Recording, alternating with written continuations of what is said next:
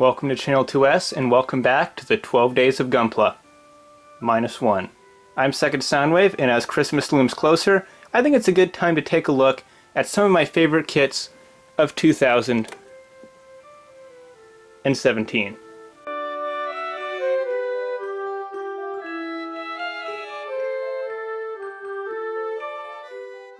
So this video is kind of going to be like that thing I did last year where I ranked all the kits I built in 2016 from favorite to least favorite, only this time I actually built more than 10 kits in 2017 that were from 2017, so I won't need to throw in a bunch of random old stuff. 2017 was a really good year for Gunpla. Just about everything I built was at the very least okay, if not fantastic, so this was a really hard list to put together. Also, I was unfortunately not able to build every single kit that came out this year, so there were some really awesome things like the Double Zeta Verka, the Providence Gundam, the PG Exia. There was some really cool stuff like that that I unfortunately wasn't able to get my hands on this year, so you won't be seeing those in this list. It's just going to be the stuff that I actually built for myself. And this isn't going to be some kind of concrete, these are the best kits ever because I say so kind of list. This is just going to be purely ranked on how much fun I had with these models. So with all that out of the way, let's kick it off with the number 10, my boy, the Barsam.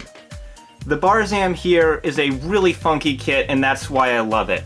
It's such a weird design. I didn't even know what this was at the time when it came out because I'd never seen Zeta Gundam up until later this year where I watched it and I got to see this guy in action, and it was very, very cool. I mean, it just got blown up a bunch, but it looked cool. That's what I mean, it looked cool, and that's what's important. And it does look cool. The part separation is great, the colors look amazing, the model is just the weirdest thing I've ever seen. And it's a really crazy build too. The only thing keeping it from being any higher is he has a little bit too much of this going on. But aside from the waist stuff, this is a really fun kit. Gonna have to pull up the camera a bit for number 9 because number 9 is the Master Grade GM Sniper 2.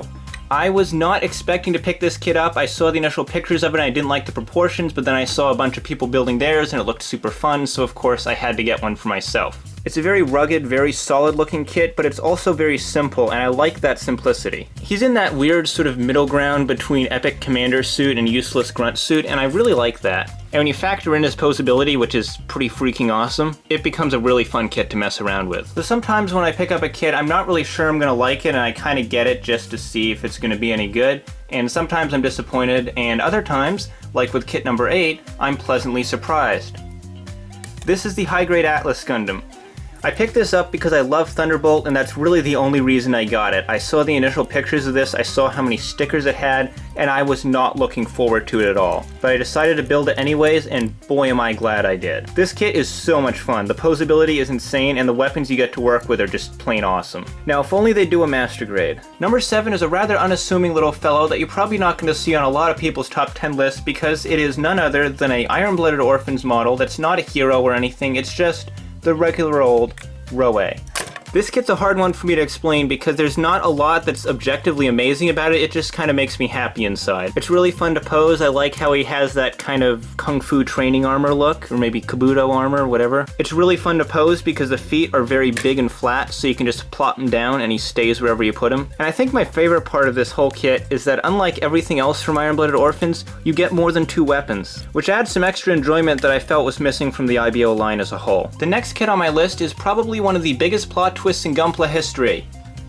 Number 6, the RG Unicorn. Absolutely nobody expected this kit to not be a horrible mess. I wasn't planning on getting it at all, and I only picked one of these up after the enormous freakout that happened after this kit came out, and to everyone's shock and horror, they realized it was actually good. And while I'm not personally in love with this kit, as I've always kind of been more of a Banshee fan, I can't deny that this thing is absolutely awesome. There's a Banshee Norn version of this coming out next year, and there's no way I'm missing it. Halfway through at number 5 is the rather appropriately named Zhou QC5. There's really not much I can say about this. It's an Origin Zhou. If you've been following my channel, or just Gunpla in general, you know this is one of the best things Bandai's ever made. I love the Char Zhou 2 I built last year, and this thing manages to be even better. What really sold me on this kit was that they included both the belt-fed machine gun and the regular old classic Zhou gun. I was going to put this even higher on the list, but since Char Zhou 2 was either on the first or second spot of last year's list, I wanted to give some of the newer kits a chance instead. One of those kits being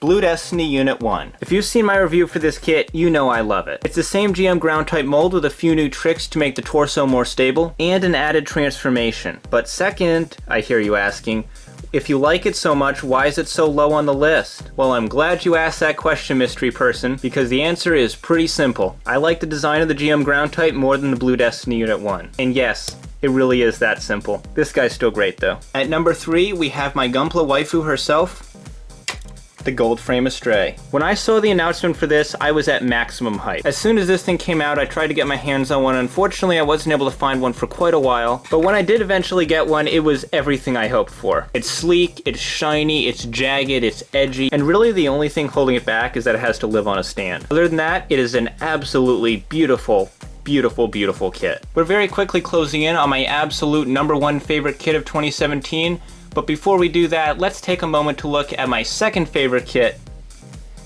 the GM ground type. I'd imagine many of you already figured out this kit was coming when I was talking about the Blue Destiny Unit 1, and like I said back when I was looking at that kit, I love the GM ground type. This design hits all the right points for me. I love the colors, I like the rugged design of it, and I love his weapons too. Even with a looser torso than Blue Destiny Unit 1, this kit is still an absolute blast. I know you guys are probably very interested to see my number 1 pick at this point, but I'm just gonna pause for a moment to talk about an honorable mention, because there was one kit I built this year that was a bit tricky. It was a 2017 model that was derived from a much older kit, and while I loved the older kit, I unfortunately was not as big a fan of the new parts. This was, of course, the XN Riser. I can't really include this in the list itself because the 2017 aspect of it just didn't really do it for me, but I still wanted to give it the recognition it deserved for being one of my favorite builds this year. And finally, my number 1 absolute most favoritist kit I built in the entirety of 2017 is none other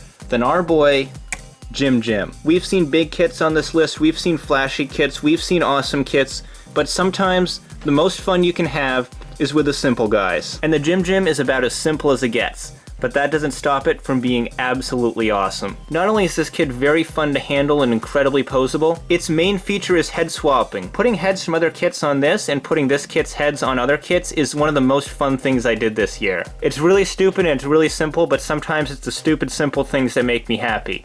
And this year was one of those years. And that was my top 10 favorite kits of 2017. But now I want to hear what kits you guys built in 2017 and which ones were your favorites. Leave them in the comments below, and while you're at it, why don't you go ahead and hit that like button. If this is your first time on Channel 2S, you should also consider subscribing because there's one more day left in the 12 days of Gunpla -1. So definitely subscribe if you don't want to miss that, and as always, I'm your host Second Soundwave, and I'll see you next time. Take care, guys.